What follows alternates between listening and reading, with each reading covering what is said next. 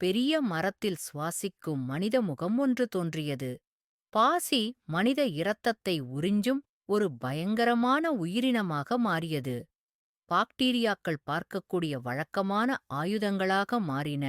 வெடிமருந்துகளைப் போன்ற சக்தியைக் கொண்ட மின்மினிப் பூச்சிகள், நாக்குடன் கூடிய மண்புழுக்கள். இது 2022ஆம் ஆண்டின் அறிவியல் புனைகதை திரைப்படமான வெஸ்பர்.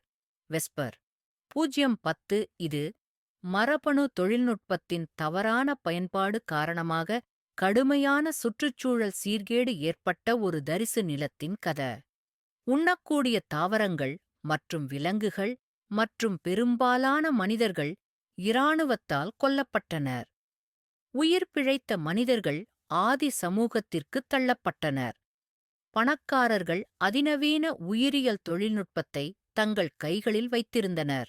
ஒரு பெரிய உலோகக் காளான் வடிவ கோட்டைக்குள் வசித்து வந்தனர். மற்ற மனிதர்கள் தரிசு நிலத்தில் பரிதாபமாக உயிர் வாழ்ந்து கொண்டிருந்தனர். அன்று வெஸ்பர் நீண்ட கத்தியுடன் ஒரு ஆளில்லா விமானத்துடன் இந்த பாழடைந்த நிலத்தில் எதையோ தேடிக் கொண்டிருந்தாள். மண்ணில் புதைந்திருந்த பயிர்கள் அழுகி அடையாளம் தெரியாத அளவுக்கு மோசமாகியிருந்தன. ஆனால் கவனமாக பரிசோதித்த பிறகு வெஸ்பர் அவற்றை கவனமாக தனது பையில் சேகரித்தாள். பின்னர் ஒரு விசித்திரமான புழுவைக் கண்டுபிடித்தாள். 014 இடைவெளி 057. வெஸ்பர் தானே உருவாக்கிய சுவாசக் கருவியின் உதவியுடன் அவள் சிரமப்பட்டு சுவாசித்துக் கொண்டிருந்தாள். கோட்டை வழங்கிய ஒரே உதவி அவளுடைய உணர்வுகளை இணைத்து அவளுக்காகப் பேசக்கூடிய இந்த ஆளில்லா விமானம் மட்டுமே. வெஸ்பர் ஆளில்லா விமானத்துடன் ஒரு கைவிடப்பட்ட கட்டிடத்தைக் கண்டுபிடித்தாள். அங்கு அவளுடைய இரகசிய சோதனைக்கூடம் மறைந்திருந்தது.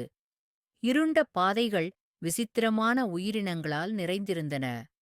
ஆய்வகத்திற்கு வந்ததும் வெஸ்பர் முதலில் இறந்துபோன தனது தாயிடம் இன்றைய கண்டுபிடிப்புகளைப் பற்றி சொன்னாள்.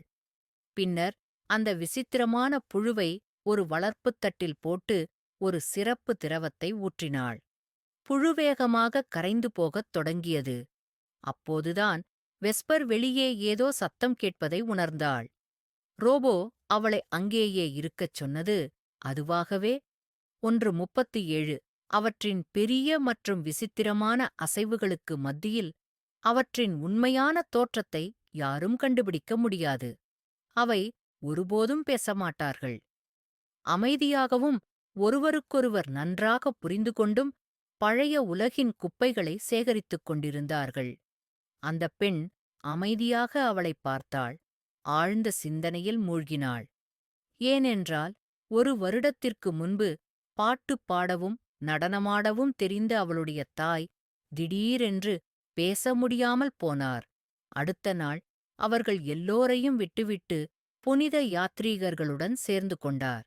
அந்தப் பெண் மீண்டும் வீட்டிற்கு வந்தபோது வாசலில் காவலுக்கு நின்றிருந்த தாவரங்கள் கூட அனைத்தும் கவனிப்பாரற்று இறந்து கிடந்ததைக் கண்டாள்.